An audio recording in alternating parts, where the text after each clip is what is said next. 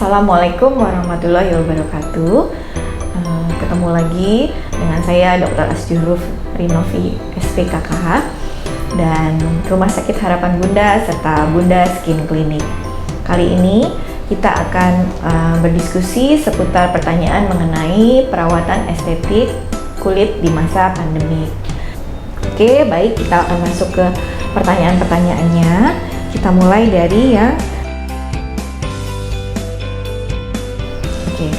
sekarang kita mesti tahu dulu beruntusnya itu yang di bawah mata apa.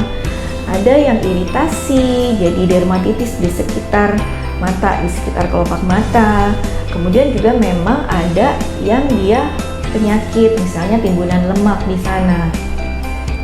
Kalau ditanya mengapa jika terkena debu muka malah gatal-gatal, nah itu biasanya iritasi.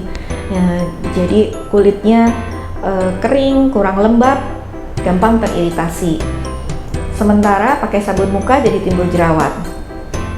Oke, mungkin pilihan sabunnya yang kurang pas. Nanti bisa dikonsultasikan supaya bisa dilihat kondisi wajahnya. Mungkin bisa konsultasi langsung nanti ke sini. Basic skincare itu perawatan kulit harus sesuai dengan jenis kulitnya. Apa sih yang dibutuhkan dengan kulitnya? Tapi intinya basic skincare itu adalah membersihkan, kemudian melembabkan dan melindungi. Wajib double cleansing? Enggak. Nah, yang penting perawatan di rumah itu untuk basic skincare, kulitnya dibersihkan dengan menggunakan sabun pembersih, kemudian kulitnya dilembabkan untuk menjaga kelembapannya supaya sehat dan lembab, terhindar dari penyakit. Yang ketiga adalah dilindungi. Dilindunginya dengan menggunakan misalnya tabir surya. Kemudian perawatan ini rutin dilakukan. Kalau penyimpanan serum itu tergantung zat aktif yang ada di dalam serum. Jadi nggak semuanya harus disimpan di kulkas ya. Nah, sebaiknya di kulkas atau tidak, simpan saja di suhu yang sejuk, suhu ruangan, tapi memang tidak boleh dipanaskan. Balik lagi tergantung bahan utamanya si serum itu apa. Ada serum yang kulitnya botolnya coklat atau gelap. Nah, itu memang tidak boleh kena panas, tapi nggak perlu disimpan di kulkas. Jadi disimpan di suhu kamar, tapi memang tidak bisa kena panas langsung. Seperti itu. Kemudian semua jenis kulit itu harus memakai sunscreen ataupun tabir surya, disesuaikan dengan jenis kulitnya. Nah, kalau tadi nanya katanya pakai bedak bayi ya, ada yang nanya ini pakai bedak bayi boleh nggak di muka, bedak baby. Kalau saran saya yang namanya bedak untuk wajah ya, yang digunakan ya bedak yang untuk wajah ya, karena tadi penggunaan bedak, penggunaan sabun, penggunaan sunscreen semua disesuaikan dengan tipe kulitnya. Oke. Retinol sekarang banyak dijual bebas di pasaran, ada beberapa merek tertentu. Retinol ini merupakan derivat atau turunan vitamin A yang fungsinya dia untuk peremajaan kulit. Jadi dia mempercepat turnover atau pengelupasan kulit yang secara alami itu terjadi 14 sampai 21 hari. Nah, ini dipercepat jadi kulitnya lebih cerah, lebih cepat menghilangkan sel-sel kulit mati yang ada di wajah. Cuma penggunaan retinol sendiri membutuhkan perhatian khusus, artinya tidak boleh terlalu sering ataupun menggunakan secara berlebihan, itu tidak boleh. Jadi ada aturannya.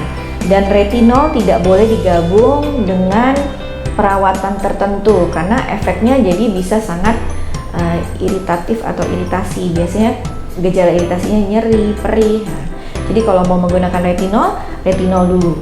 Kalau menggunakan pencerah yang lainnya untuk penggabungan, dikasih jarak waktu, atau untuk lebih jelasnya nanti bisa dikonsulkan langsung dengan kami. Biasanya fungal acne itu adalah jerawat yang disebabkan oleh oleh jamur Malassezia furfur. Tapi biasanya lokasinya itu di punggung, dada, jadi daerah-daerah yang lembab. Tapi memang tidak tertutup kemungkinan bisa timbul di wajah. Nah, kalau misalnya sudah lama tidak kunjung sembuh, mungkin ada baiknya dikonsultasikan kembali dengan yang klinisi yang memberikan obatnya, Mbak. Kenapa? Karena kalau misalnya memang dia fungal acne, diterapi sesuai dengan pengobatan anti jamur dan juga sesuai klinis yang ada. Biasanya kalau jerawat yang disebabkan oleh jamur nih, gambarannya besarnya tuh dia mirip-mirip semua besarnya, Mbak. Kemudian disertai rasa gatal, dan tadi letaknya biasanya di punggung, di dada, tapi tidak tertutup kemungkinan juga bisa terjadi di muka. Oke.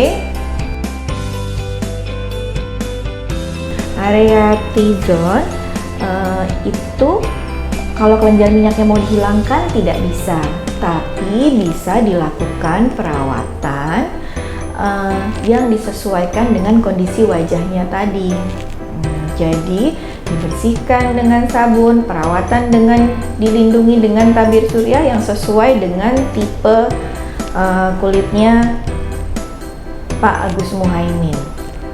Selain perawatan wajahnya, juga perlu diubah pola hidupnya, lifestyle-nya. Jadi harus cukup tidur, kemudian makan makanan yang manis-manis ataupun yang mengandung tepung dan yang goreng-gorengan itu dikurangi. Itu sangat berpengaruh untuk produksi kelenjarnya secara alami dari dalam. Begitu. Rambut rontok ada yang namanya telogen effluvium, rambut rontok. Harus dibedakan dengan alopecia. Alopecia kalau sudah terjadi kebotakan. Nah, penyebab rambut rontok, penyebab alopecia itu ada bermacam-macam. Jadi harus dibedakan.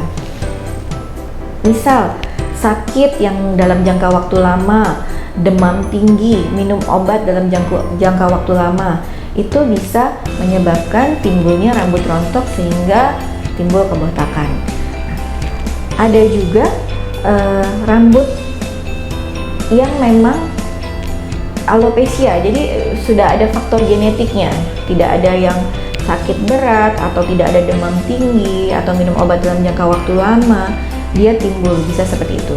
Bisa juga ada namanya infeksi jamur, tinea capitis, dia bisa muncul kayak pitak kecil-kecil, botak kecil-kecil di kepala. Nah, tinggal ini yang mana. Kalau Mbak bilang tadi awalnya rontok, bisa saja hanya kekurangan zinc juga bisa. Nah, caranya gimana? Mungkin yang di awal bisa dilakukan adalah menggunakan sampo yang bisa untuk penumbuh rambut. Kalau memang sudah ada timbul kebotakan, obat untuk kebotakan memang tidak dijual di over the counter atau bisa dibeli langsung. Jadi ada obat khusus yang untuk menumbuhkan rambut, tapi memang harus dikonsultasikan terlebih dahulu. Ini saya agak bingung, jerawatnya selalu tumbuh di tempat yang sama, terus kusam. Nah, itu bekasnya. Jadi bekas jerawat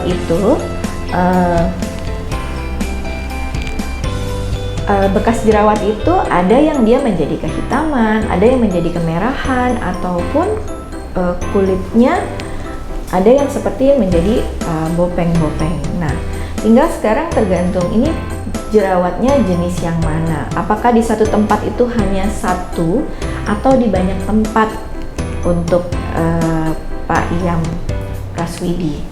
Kalau seperti ini, kulitnya membutuhkan perawatan rutin untuk kulit yang berjerawat.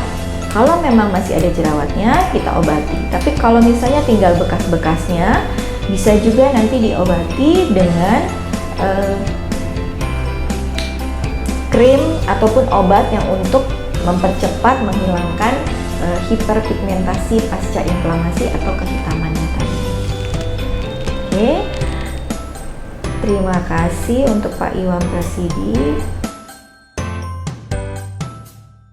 Kalau kantong mata itu memang secara genetik, jadi dia tidak bisa diobati, tapi hasilnya kurang optimal kalau hanya menggunakan krim-krim. Kalau kantong mata boleh dicoba, tapi hasilnya biasanya kurang optimal.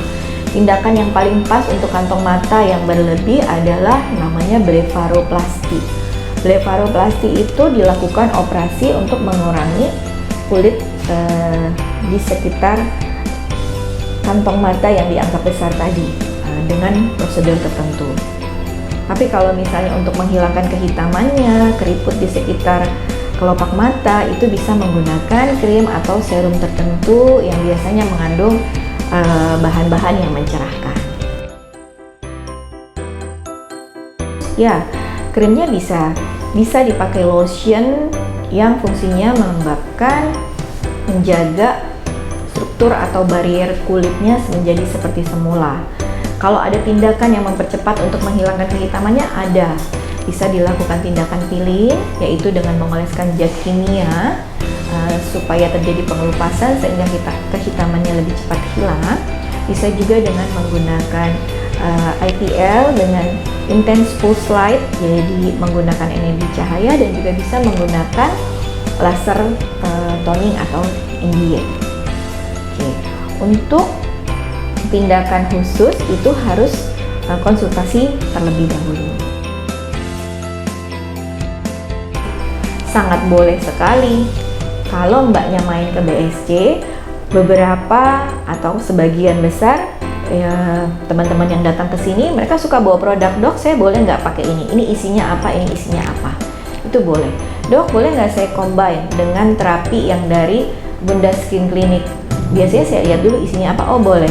Bahkan banyak juga teman-teman kita yang datang ke Bunda Skin Clinic ini, krim-krimnya dia pakai produk-produk over the counter yang bisa dibeli bebas, tapi perawatan lainnya, tindakan tambahan dilakukan di sini. Jadi sangat boleh. Kalau mau bertanya itu isinya apa, itu lebih bagus. Jadi kita tidak ibaratnya membeli kucing dalam karung, jadi harus tahu itu isinya apa. Dan untuk di Bunda Skin Clinic, merek lain pun yang bukan punya kita boleh ditanyakan ke sini.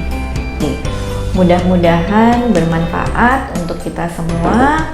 Kalau ada pertanyaan yang mungkin saya menjawabnya terlampau singkat atau masih kurang jelas, bisa langsung konsultasi ke klinik kami di Bunda Skin Clinic. Nah, sekarang tiba waktunya pengumuman pemenang. Ada 5 orang yang terpilih. Selamat untuk kepada para pemenang. Demikian, lebih kurangnya saya mohon maaf. Salam sehat. Wassalamualaikum warahmatullahi wabarakatuh.